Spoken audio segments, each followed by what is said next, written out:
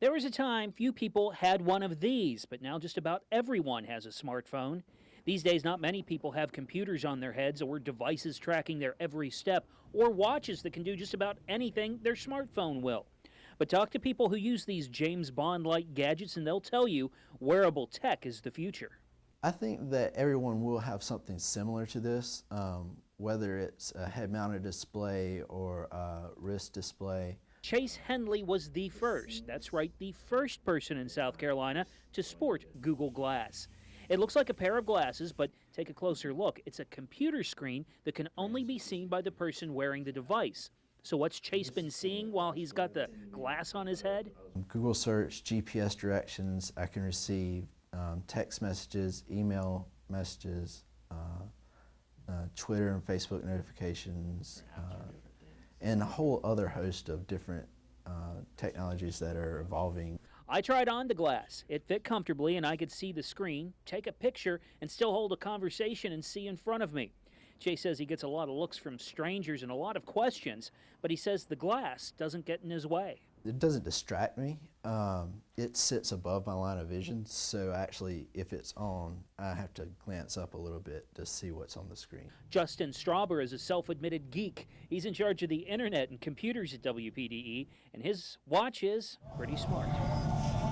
It looked geeky. It absolutely did look geeky, but after I got it, I realized it had much more of a practical use. Justin says his smartwatch, called a Pebble, saves him time and is convenient for those times you don't want to pull your phone out of your pocket.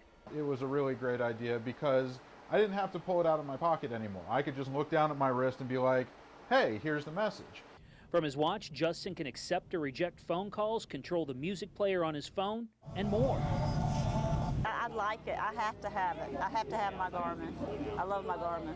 And speaking of smart devices you wear on your wrist, Deborah King with Black Dog Running Group is tracking her run with a device called a Garmin. It's helped me speed up my pace. I can now, before I was running 13-minute a mile pace, and I can actually see where I'm at when I want to speed up, and it's helped me improve my speed. She wears the device on her run. It uses GPS to map where she's going, how fast she's going, and more. So I plug it up to my computer and I can look at all my runs and all my paths, everywhere I run at, and then tell me where I slow down, where I speed up, if I was at a hill, inclines and bridges and stuff like that. And it's real helpful. So in the months and years to come, expect to hear more about wearable technology. Who knows, in the future, you might be wearing something on your wrist that replaces your phone, or a pair of glasses that replace your laptop. If they get the notion to get one and they realize what they have, what they can do with it, then they will improve their performance. And then they'll realize, yeah, I should have got this a long time ago. You're going to see them coming out a lot more once people realize exactly what they do. I think wearable technology is evolving to the point that everybody will have some form of that technology upon them.